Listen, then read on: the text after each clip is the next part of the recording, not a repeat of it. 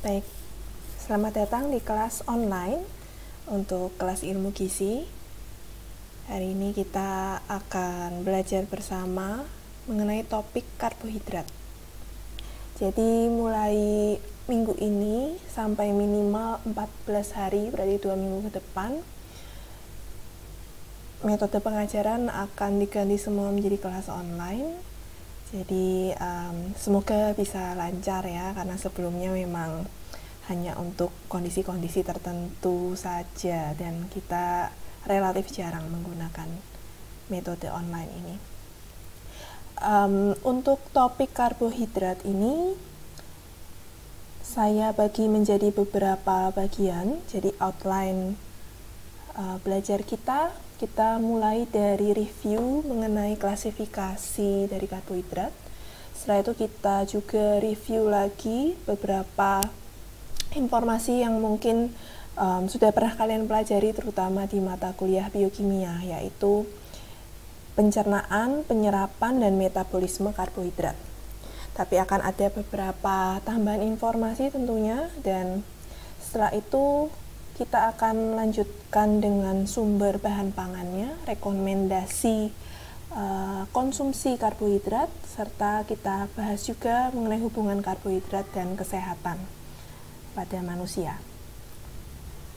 Baik, untuk klasifikasi karbohidrat, ini sudah beberapa kali terulang ya. Jadi ada yang namanya gula sederhana, atau dalam bahasa Inggris kita sebut sugars. Ada monosakarida dan disakarida. Setelah itu ada juga kelompok oligosakarida dan polisakarida. Untuk monosakarida tentunya adalah karbohidrat yang terdiri dari satu unit monomer. Jadi unit terkecil dari karbohidrat, sedangkan disakarida terdiri dari 2 unit monomer. Kalian review lagi, kalian buka lagi, mungkin di kimia pangan ada tentang contoh-contoh dari monosakarida dan disakarida, atau yang disebut dengan gula sederhana. Sedangkan oligosakarida dan polisakarida terdiri dari beberapa unit monomer karbohidrat. Oligosakarida itu sekitar 4-7, sedangkan polisakarida lebih banyak dari itu. Dan untuk polisakarida sendiri juga terdiri dari 2 macam, yaitu polisakarida yang bersifat atau berupa pati dan polisakarida yang merupakan non-pati. Kalian lihat di slide ini, yang bagian atas ini adalah gambar dari monosakarida, sedangkan yang di bawah ini adalah contoh gambar dari polisakarida.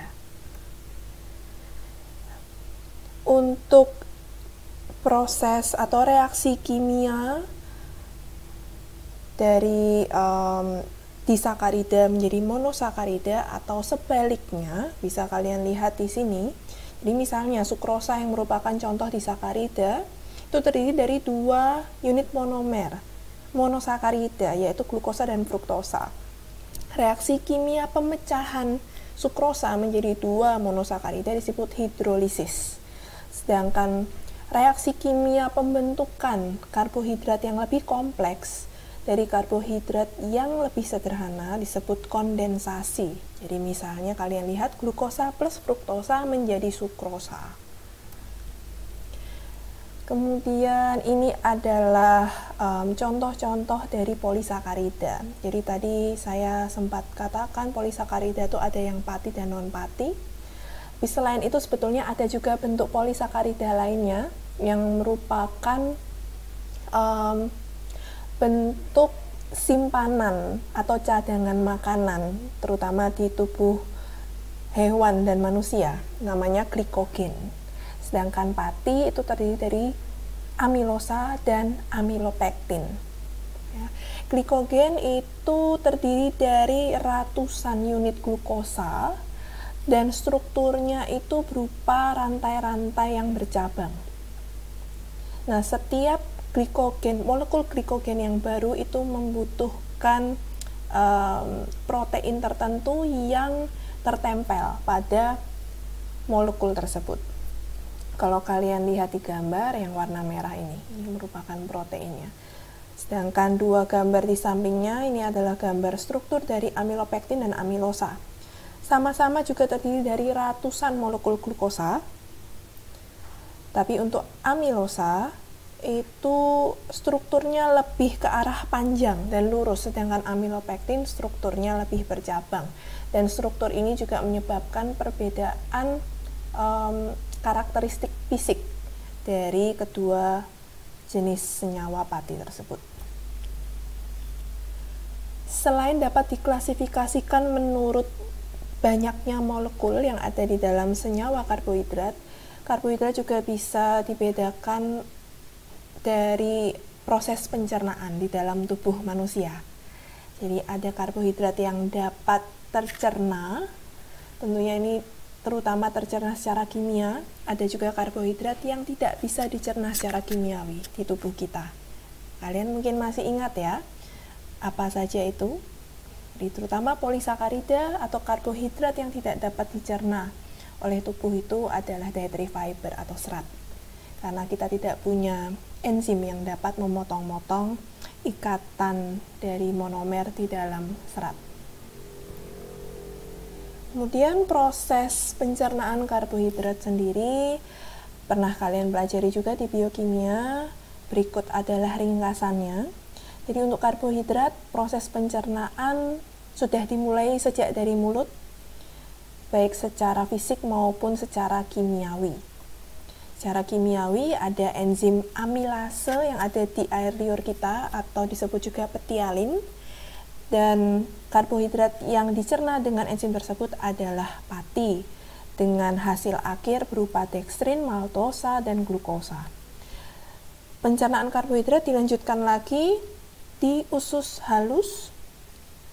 Jadi ada beberapa jenis karbohidrat yang bisa dicerna di sana dengan menggunakan berbagai macam enzim seperti kalian lihat di tabel, dengan produk akhir yang juga berbeda-beda, tapi sama untuk semua jenis reaksi dihasilkan glukosa terutama ya, sebagai monosakarida, monomer atau unit terkecil dari karbohidrat.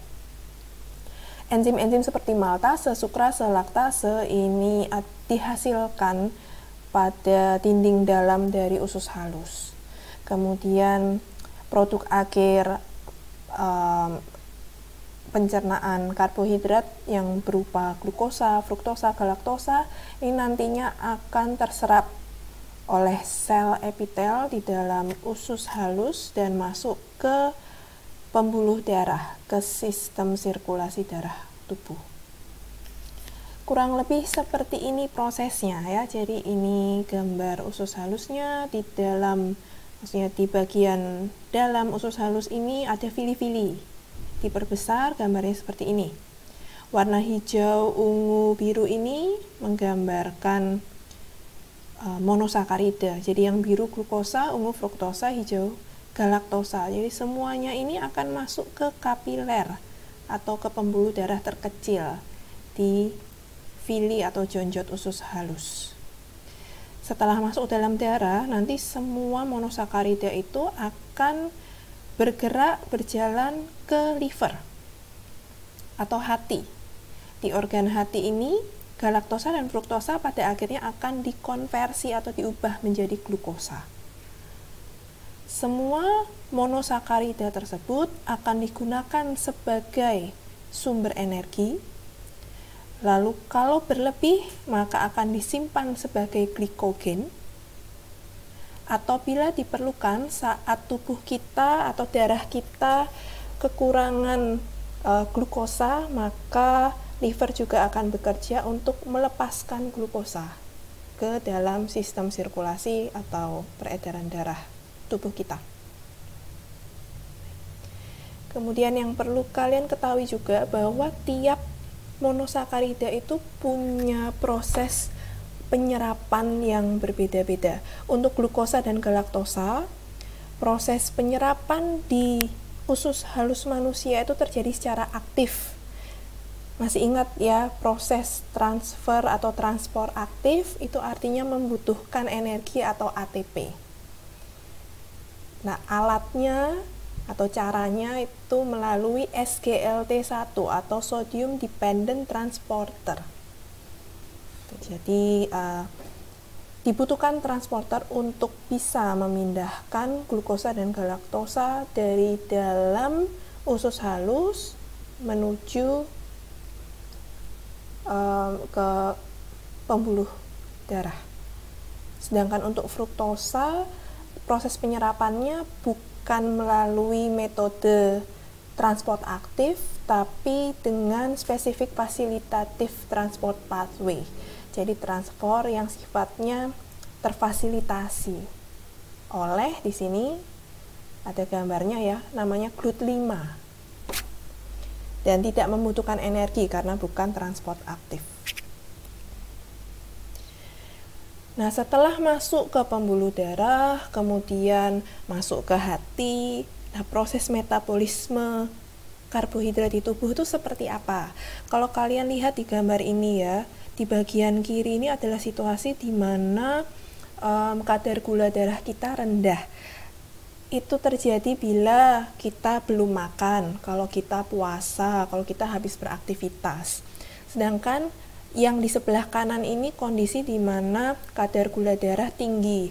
Itu terutama terjadi kalau kita habis selesai makan. Kadar glukosa darah yang rendah atau tinggi itu artinya belum setimbang. Dan tubuh kita selalu ingin mencapai kesetimbangan. Sehingga ada organ yang namanya pankreas, dialah yang bertanggung jawab untuk mengatur atau meregulasi kadar glukosa darah di tubuh kita. Saat kadar glukosa darah di tubuh rendah, maka nanti hormon yang bekerja dari pankreas namanya glukagon. Tapi di slide ini, kalau kalian lihat tulisan di poin ini adalah kondisi setelah makan, artinya kadar glukosa tubuh kita tinggi karena saat karbohidrat kita cerna, dipotong-potong kan menjadi glukosa, masuk ke dalam darah, berarti kan ada banyak glukosa di dalam darah kita. Level glukosa dalam darah mulai meningkat sehingga pankreas itu bekerja melepaskan insulin, hormon insulin. Secara spesifik yang melepaskan hormon insulin di sini adalah namanya sel beta yang ada di pankreas. Kemudian fungsi dari insulin ini adalah untuk menangkap glukosa, kemudian memasukkan ke dalam sel tubuh. Kemudian kedua, membuat atau memerintahkan liver, organ hati, untuk membuat glikogen dari glukosa-glukosa tersebut. Dan yang ketiga, memerintahkan sel lemak atau sel adiposa untuk membuat lemak dari glukosa yang berlebihan tersebut. Nah, glikogen dan lemak ini merupakan cara tubuh untuk menyimpan energi atau menyimpan makanan. Sehingga insulin membantu kadar glukosa darah mencapai kesetimbangan yang awalnya tinggi, pelan-pelan bisa diturunkan ke level yang normal. Sedangkan pada saat kadar gula darah rendah, ya yang saya bilang tadi, hormon yang bekerja itu namanya glukagon. Hormon ini juga dihasilkan oleh pankreas. Jadi pankreas ini benar-benar mengatur, meregulasi level glukosa darah kita, baik itu meningkatkan maupun menurunkan. Glukagon ini nanti akan menstimulasi liver atau organ hati untuk memecah glikogen menjadi glukosa, sehingga glukosa nanti dikeluarkan ke dalam darah yang awalnya level glukosa darah rendah menjadi normal, meningkat ke arah normal. Selain itu, glukagon juga bisa menstimulasi organ hati untuk membuat glukosa bukan hanya dari glikogen, tapi juga dari protein atau asam amino. Intinya, tujuan hormon glukagon ini untuk menghasilkan atau memproduksi glukosa sehingga kadar glukosa darah meningkat ke arah normal.